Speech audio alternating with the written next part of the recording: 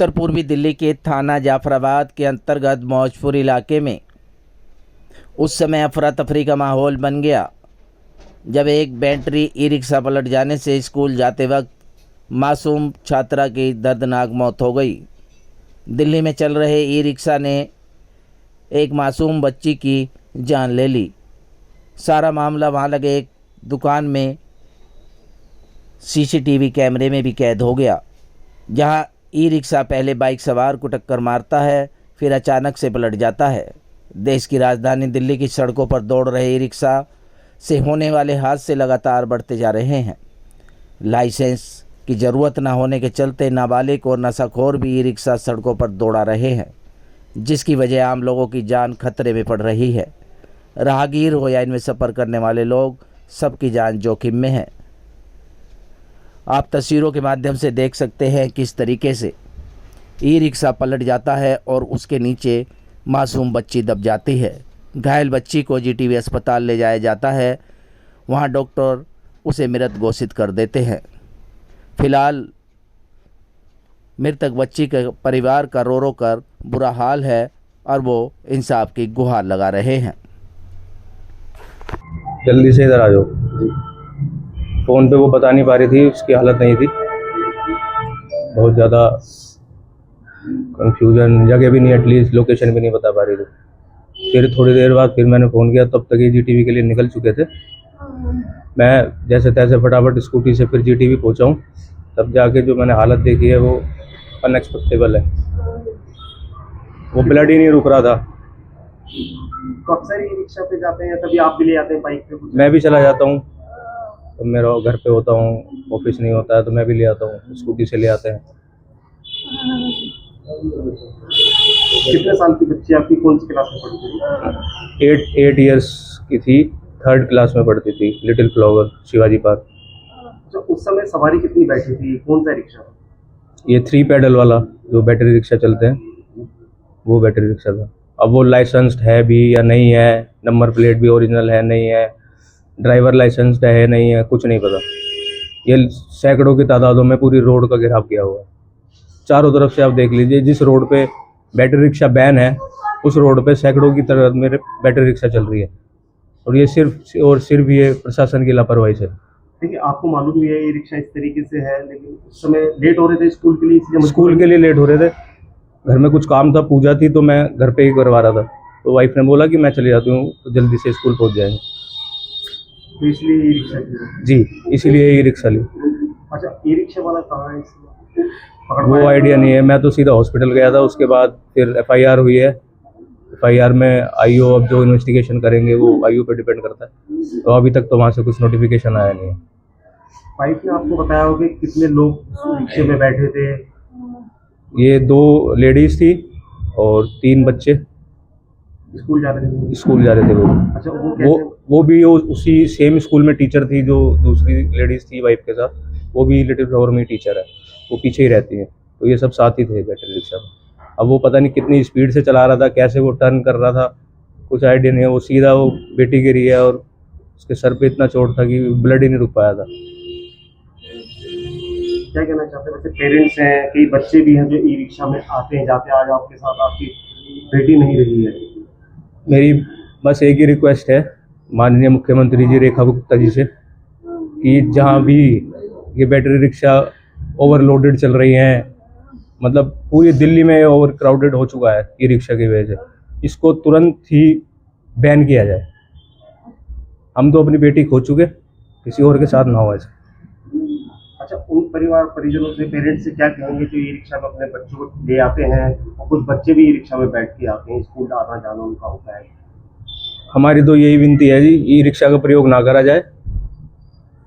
इनमें कोई बैलेंस नहीं है, कोई ये लाइसेंस ड्राइवर नहीं है, कोई भी बच्चा ई रिक्शा चला रहा है। जिस तरीके से बताया आपने भी, ई रिक्शा वाले लाइसेंस नहीं होते, ये लोग कुछ सूखा नशा करके भी ये चलाते हैं। सब नशेड़ी हैं, सब सूखा नशा करके। इनको कुछ नहीं पता कि कितने जने बैठे हैं, कहाँ हमें टर्न करना है, कुछ नहीं पता। बस अपना ये सब गंजाड़ी नशेड़ी, अब ये सब जिसको देखो वो ई रिक्शा चलाने लग गया, बिजनेस बना दिया है इसको दिल्ली में। और यहाँ पुलिस की भी बहुत बड़ी लापरवाही सामने आती है। जिस रोड पे रोड नंबर 66 पड़ती है, इस रोड पे फुली 24/7 ई रिक्शा बैन है। वहाँ पे सैकड़ों की तादाद में ई रिक्शा चलाई जा रही है। इसका जिम्मेदार कौन है? तो बच्ची की मौत हुई है ई रिक्शा चालक की वजह से, और वो पलट जाता है, बच्ची पूरी तरीके से जख्मी होती है, हॉस्पिटल ले आते हैं, डॉक्टर भी बच्ची को मिलने की कोशिश करते हैं।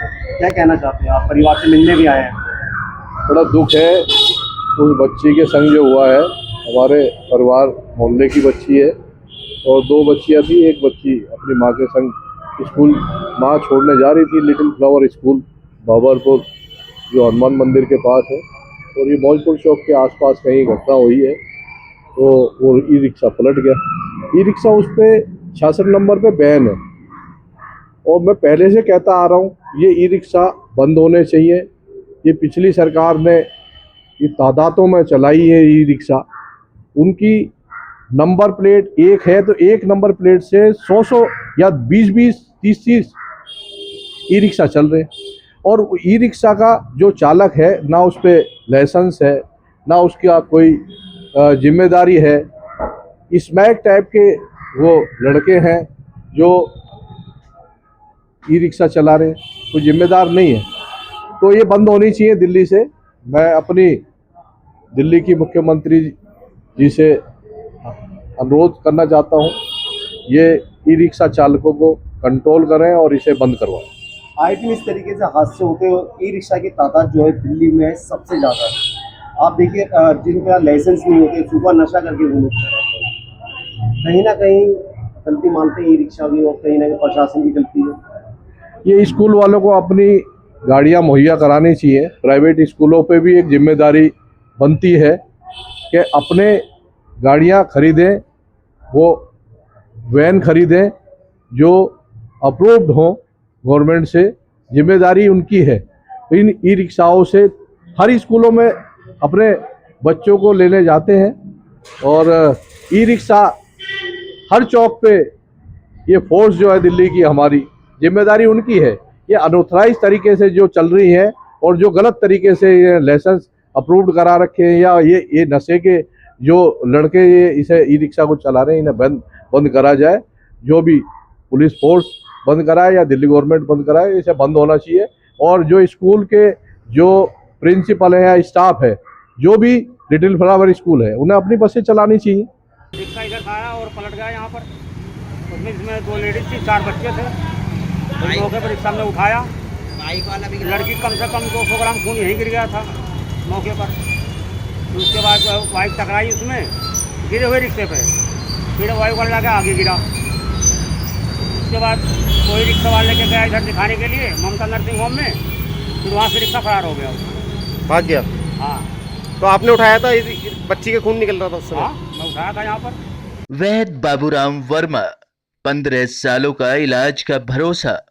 हमारे यहाँ आयुर्वेदिक औषधियों के द्वारा सभी बीमारियों का सुविधाजनक इलाज किया जाता है, जैसे खांसी, सांस, दमा, बुखार, टाइफाइड, मलेरिया, पीलिया, बवासीर, शुगर, हेपेटाइटिस, खूनी बवासीर, पिरमे, श्वपनदोष, लघु शंका आदि का इलाज आयुर्वेदिक पद्धति द्वारा किया जाता है। इसके अलावा सभी बीमारियों की जांच भी तसल्ली बख्श की जाती है, जैसे अल्ट्रासाउंड, एक्सरे, ईसीजी, रक्त, मलमूत्र, वीर्य की जांच इत्यादि। हमारे यहाँ दिल्ली सरकार द्वारा टीकाकरण, टीबी का इलाज व जांच मुफ्त की जाती है। हमारा पता है वैद्य बाबूराम वर्मा, चैरिटेबल सोसाइटी, 329 गली number 9, Mandoli extension, near Nand Nagri bus depot के सामने, दिल्ली 93। आप हमारे नंबरों पर भी संपर्क कर सकते हैं।